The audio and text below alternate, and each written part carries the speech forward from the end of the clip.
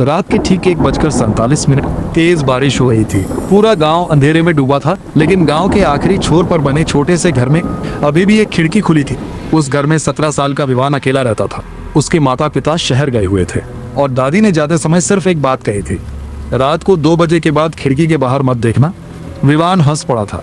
उसे लगा दादी पुरानी बातें करती है, लेकिन उस रात उसे नींद नहीं आ रही थी।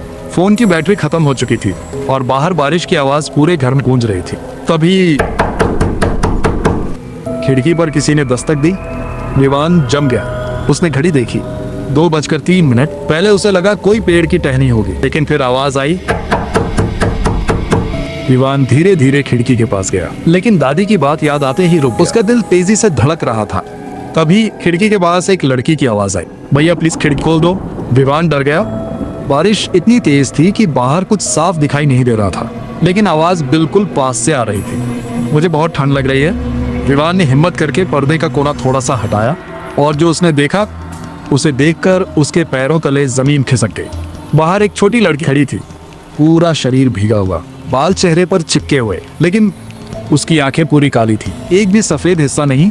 विवान डरकर पीछे हट गया। तभी लड़की मुस्कुराई और बोली, आपने देख लिया ना मुझे। अचानक घर की सारी लाइट्स बंद हो गई। पूरा घर अंधेरे में डूब गया। अब सिर्फ बाहर बिजली चमकने पर ही सब दिखाई दे रहा था। विवान कांपते हाथों से फोन ढूंढने लगा। तभी उसे महसूस हुआ कि खिड़की पर दस्तक अब नहीं हो रही थी, बल्कि आवाज उसके कमरे के अंदर से आ रही थी। अलमारी के अंदर से। विवान की सांसें रुक गई। वह धीरे धीरे अलमारी के पास गया और कांपते हाथों से दरवाजा खोला। अंदर कुछ नहीं था, बस अलमारी की पिछली दीवार पर उंगलियों से लिखा था, पीछे मत देखना। विवान का गला सूख गया, क्योंकि उसी पल उसे अपने पीछे किसी की सांस महसूस हुई। धीरे धीरे उसने गर्दन घुमाई और चीख पड़ा। वही लड़की अब उसके कमरे के अंदर खड़ी थी, लेकिन इस बार उसका चेहरा इंसान जैसा ही था। उसका मुंह कानों तक फटा हुआ था और आंखों से काला पानी बह रहा था। लड़की धीरे धीरे बोली, अब तुमने मुझे देख लिया है, अब मैं हर रात आऊंगी। अचानक विवान पूरी ताकत से दरवाजे की तरफ भागा, लेकिन दरवाजा बाहर से बंद था। पीछे से लड़की की हंसी पूरे कमरे में गूंज रही थी। हा हा। विवान रोते हुए दरवाजा पीटने लगा, कोई है, दरवाजा खोलो। तभी अचानक सब शांत हो गया।